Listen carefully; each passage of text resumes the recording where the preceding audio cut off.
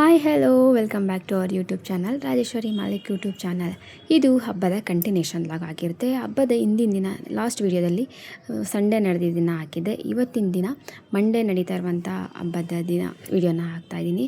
ಅವತ್ತಿನ ದಿನ ಕೂಡ ತುಂಬಾ ಚೆನ್ನಾಗಿತ್ತು. ಬೆಳಿಗ್ಗೆನೇ 7 ಮಡಿ ಮೇಲೆ ದೇವ್ರನ್ನ ತೊಗೊಂಬಂದು ಆಮೇಲೆ ಊರಿಗೆಲ್ಲ ಊಟ ಕೂಡ ಹಾಕ್ತಾರೆ ಪರ ಮಾಡಿ. ಆ ವಿಡಿಯೋನ ನಿಮ್ಮ ಜೊತೆ ಕೂಡ ಶೇರ್ ಮಾಡ್ಕೊತಿದ್ದೀನಿ. ವಿಡಿಯೋನ ಪೂರ್ತಿಯಾಗಿ ಕೊನೆವರೆಗೂ ಕೂಡ ನೋಡಿ. ಇಷ್ಟ ಆದರೆ ಪ್ಲೀಸ್ ಲೈಕ್ ಮಾಡಿ, ಹಾಗೆ ಕಮೆಂಟ್ ಕೂಡ ಮಾಡ್ಕೊಳ್ಳಿ, ಹಾಗೆ ಸಬ್ಸ್ಕ್ರೈಬ್ ಕೂಡ ಮಾಡ್ಕೊಳ್ಳಿ ಅಂತ ಹೇಳ್ತಾ ಕಂಟಿನ್ಯೂ ಮಾಡೋಣ ಬನ್ನಿ.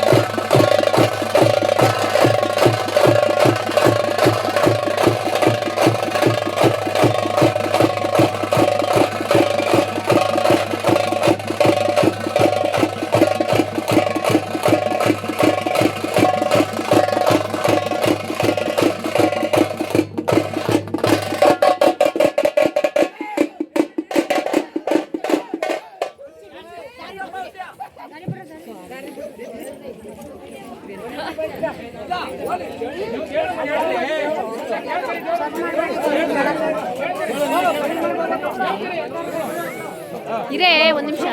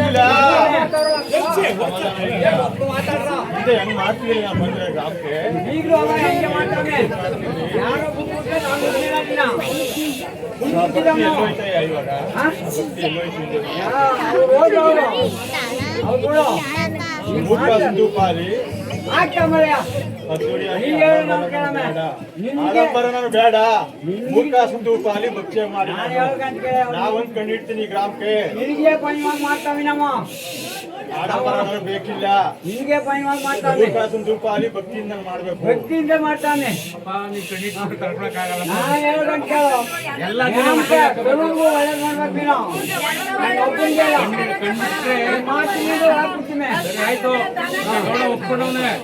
ಸಮಾಧಾನವಾಗಿ ಎಲ್ಲರಿಗೂ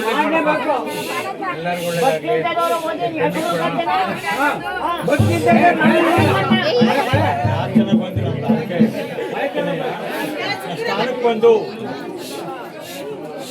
4 ಜನ ಬಂದು ಕಟ್ಟಿ ಕುಂಕುರಾಸಿ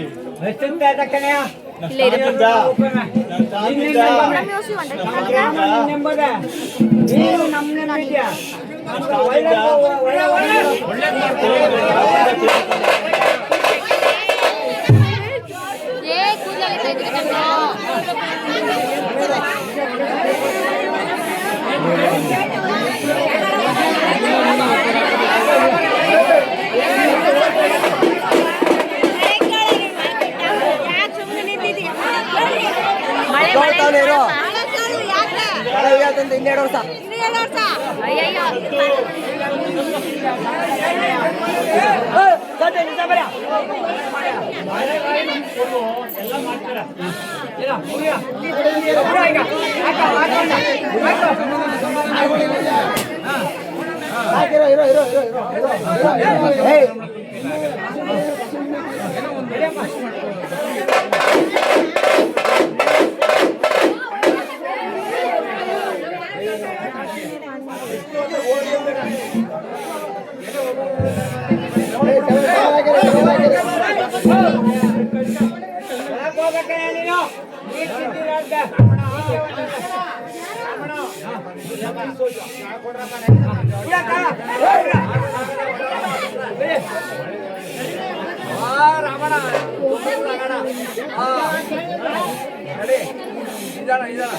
ಶಾಂತಿ ಶಾಂತಿ ತಗೋ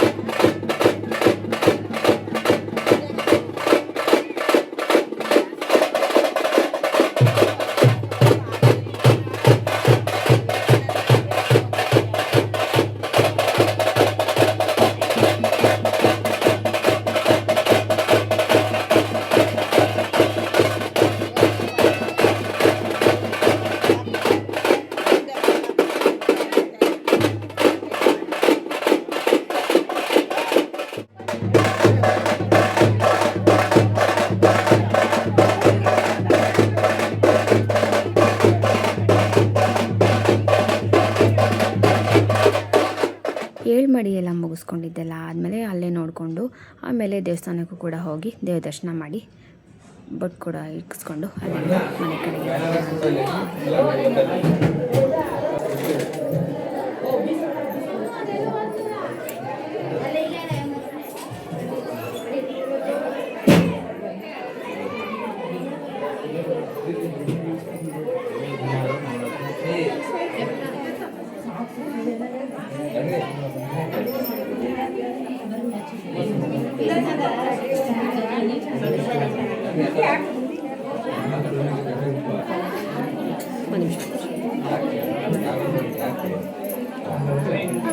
ದೇವಸ್ಥಾನದಲ್ಲಿ ಬೊಟ್ಟೆಲ್ಲ ಹಾಕಿಸ್ಕೊಂಡು ಮಂಗಳಾರತಿ ತಗೊಂಡು ಮನೆಗೆ ಕೂಡ ಬಂದ್ವಿ. ಅಲ್ಲಿಂದ ಬಂದಾದಮೇಲೆ ಊಟಕ್ಕೆ ಕೊಡ್ತಾ ಇದ್ರಲ್ವ, ಊಟ ಮುಗಿಸಲ್ಲಿ ನಾವು ಕೂಡ ಬಸವನ ಬೆಟ್ಟಕ್ಕೆ ಹೋಗ್ಬಿಟ್ಟು ಬರೋಣ ದೇವಸ್ಥಾನಕ್ಕೆ ಹೋಗಿ ಅಂತ ಅಣ್ಣ ಹೇಳಿದ್ರು. ಸರಿ ಅಂತ ನಾನು, ಅಣ್ಣ, ಅತ್ತಿಗೆ, ನನ್ನ ತಮ್ಮನ ಫ್ರೆಂಡು, ನನ್ನ ಮಗಳು ಇಷ್ಟು ಜನ ಕೂಡ ಹೊರಟ್ವಿ ಆಟೋದಲ್ಲಿ. ನನಗೆ ಇಲ್ಲಿಗೆ ಹೋಗ್ತಿರೋದು ಸುಮಾರು ಸರಿ ಹೋಗಿದ್ದೀನಿ, ಬಟ್ ಚಿಕ್ಕವಳಿದ್ದಾಗ ಆಲ್ಮೋಸ್ಟ್ ಒಂದು 10-12 ವರ್ಷನೇ ಆಗಿದೆ ಅಂತ ಅನಿಸುತ್ತೆ ಈ ದೇವಸ್ಥಾನಕ್ಕೆ ಹೋಗಿ. ನಾನು ಅಲ್ಲಿಗೆ ಫಸ್ಟು ಚಿಕ್ಕವರಿದ್ದಾಗ ಕಾಲ್ದಾರಿನಲ್ಲಿ ನಡ್ಕೊಂಡು ಹೋಗ್ತಾಯಿದ್ವಿ. ಬುತ್ತಿನ ಕಟ್ಕೊಂಡು ಉಳಿಯುವುದನ್ನು ಮಾಡಿಕೊಂಡು ಕಾಲ್ದಾರಿನಲ್ಲಿ ನಡ್ಕೊಂಡು ಹೋಗ್ತಾಯಿದ್ರು. ಅದೆಲ್ಲ ನೆನಪಾಗ್ತಾಯಿತ್ತು ನನಗೆ. ದೇವಸ್ಥಾನದ ಹತ್ರ ಹೋಗಿ ಅಲ್ಲಿ ಇದರಲ್ಲಿ ಬೋರ್ವೆಲ್ನಲ್ಲಿ ನೀರು ಬರ್ತಾಯಿದ್ದು ನೋಡಿ ಆಶ್ಚರ್ಯ ಆಯಿತು. ಯಾಕಂದರೆ ಇವಾಗ ಬೋರ್ವೆಲ್ ಅನ್ನೋದು ಲೀಸ್ಟ್ಗೆ ಇಲ್ಲ ಅನ್ನೋ ಥರ ಆಗೋಗಿದೆ, ಕಾರಣನೇ ಆಗೋಗಿದೆ. ಬಟ್ ಅಲ್ಲಿ ಇನ್ನೂ ಇದೆ, ನೀರು ಕೂಡ ಎಷ್ಟು ಚೆನ್ನಾಗಿ ಬರ್ತಿದೆ ಅಂತ ನೀವು ನೋಡಿರ್ಬೋದು.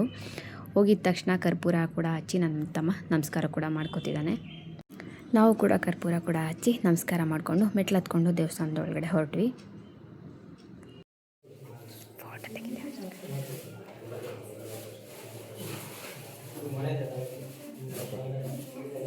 ತಿಂಗಳಿಂದ ವಿಡಿಯೋ ಮಾಡ್ತಾನೆ ಇದೆ, ಇನ್ನೂ ವಿಡಿಯೋ ಮಾಡೋಕ್ಕೆ ಕ್ಯಾಮ್ರಾ ಫೋಕಸ್ ಚೆನ್ನಾಗೈತಕ್ಕಲ್ಲ ಶಿಷ್ಯ. ಇದು 20 ರೂಪಾಯಿ ಕೊಟ್ಟಿದ್ದು ಲಾಸ್ ಇಲ್ಲ. ಇಟ್ಕೊಂಡೋದು ಪಾರ್ಕ್ ಮಾಡೋದು ನೋಡ್ಬೋದು. ಯಾರು ಅಂದರೆ ಪಾರ್ಕ್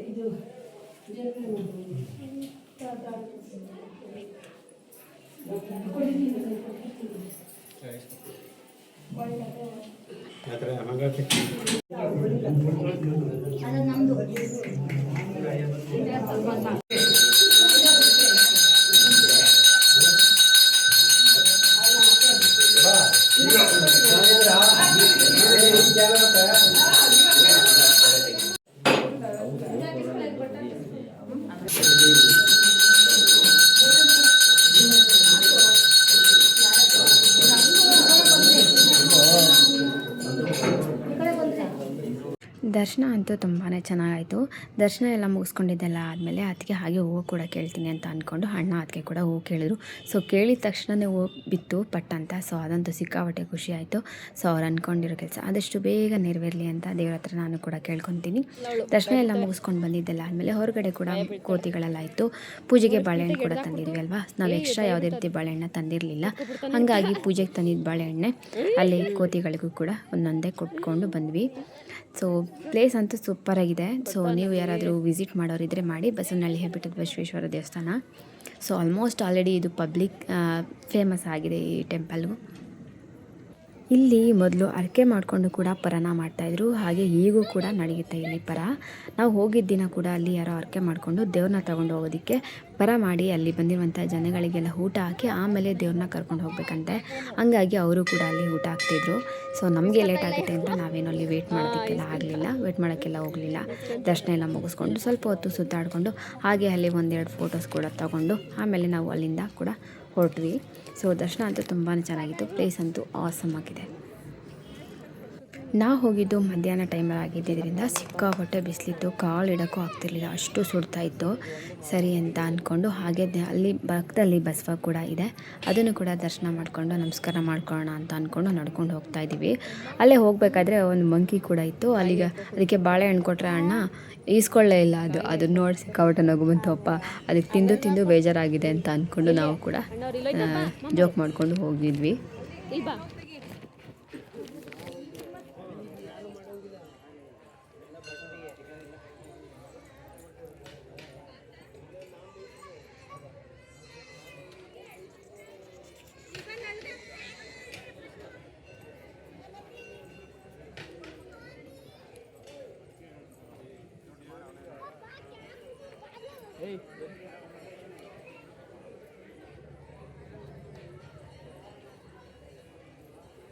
ಕಾದ್ಬಿಟ್ಟದು ಚೆನ್ನಾಗಿ ಅಲ್ವಾ?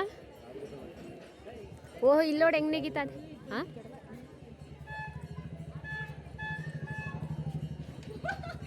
ಹೋಯ್ತಾ ಇದೆ, ಹೆಂಗೆ ಹೋಯ್ತಾ ಇದೆ, ಹೆಂಗೆ ಹೋಯ್ತಾ ಅದು. ಇನ್ನೇನು ಮಾಡಿ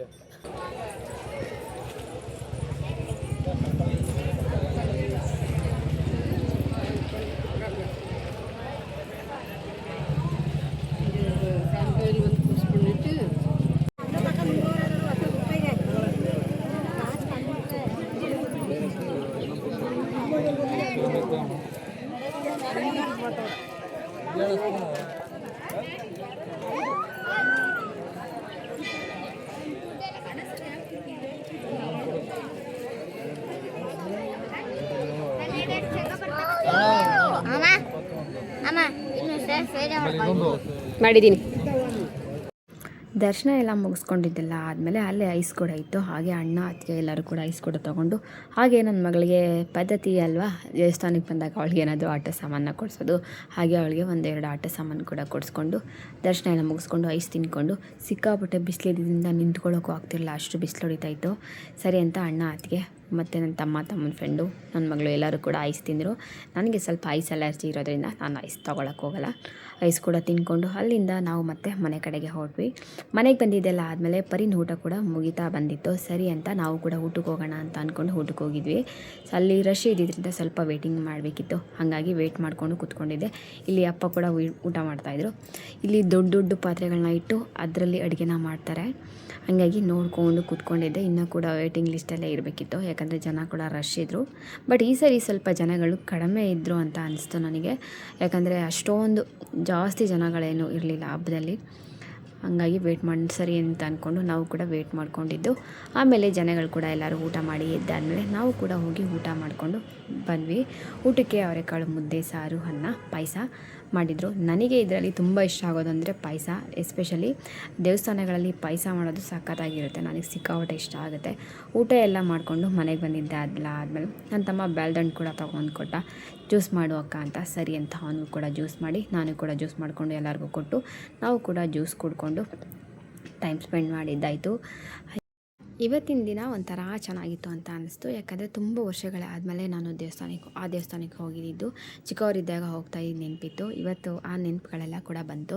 ಸೊ ಅದು ಒಂಥರ ಖುಷಿ. ಹಾಗೆ ಹಬ್ಬ ಎಲ್ಲ ಮುಗಿದಿದ್ದೆಲ್ಲ ಆದಮೇಲೆ ಅವತ್ತಿನ ದಿನ ನೈಟು ಆರ್ಕೆಸ್ಟ್ರಾದವ್ರು ಕೂಡ ಬಂದಿದ್ದರು. ನಾವು ಚಿಕ್ಕವರಿದ್ದಾಗ ಆರ್ಕೆಸ್ಟ್ರಾ ಡ್ಯಾನ್ಸ್ ಎಲ್ಲ ನೋಡ್ತಾಯಿದ್ದು. ಬಟ್ ಅದು ನೆನಪು ಇವತ್ತು ಕೂಡ ಬಂದಿದ್ದು, ಇದೊಂಥರ ಖುಷಿ ಅಂತ ಅನಿಸ್ತು. ಸಖತ್ತಾಗಿತ್ತು. ನೈಟ್ ಟೈಮಲ್ಲಿ ಸಿಕ್ಕಾಪಟ್ಟೆ ಎಂಜಾಯ್ ಅಂತೂ ಮಾಡಿದ್ವಿ. ಬಟ್ ಇದರಲ್ಲಿ ನಾನು ಆಡಿಯೋ ಪ್ಲೇ ಮಾಡೋದಕ್ಕಾಗಲ್ಲ, ಕಾಪಿರೈಟ್ ಬರುತ್ತೆ ಅಂತ, ಹಾಗಾಗಿ ಪ್ಲೇ ಮಾಡೋದಕ್ಕಾಗಲ್ಲ.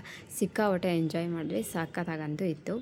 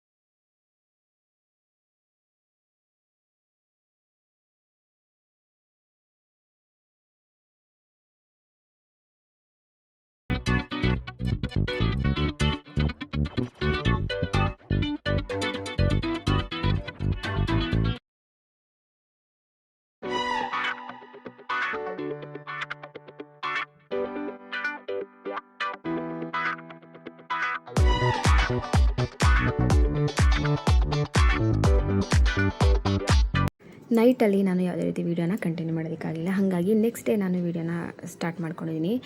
ನೆಕ್ಸ್ಟ್ ಡೇಗೆ ನಾನ್ ವೆಜ್ ಡೇ ಇರೋದ್ರಿಂದ ನಾನು ಅಣ್ಣ ಅತ್ತಿಗೆ 3 ಜನ ಕೂಡ ಅಡುಗೆ ಎಲ್ಲ ಪ್ರಿಪೇರ್ ಮಾಡಿಕೊಂಡು ರೆಡಿ ಮಾಡ್ಕೊತಿದ್ದೀವಿ. ಸೊ ಅವತ್ತಿನ ದಿನ ನಾನು ಮತ್ತೆ ಯಾವುದೇ ರೀತಿ ವೀಡಿಯೋನ ಮಾಡ್ಕೊಳ್ಳೋದಕ್ಕಾಗಿಲ್ಲ. ಒಂದೇ ಒಂದು ಕ್ಲಿಪ್ಪಿಂಗ್ಸ್ನ ಮಾತ್ರ ತೊಗೊಂಡಿದ್ದೆ.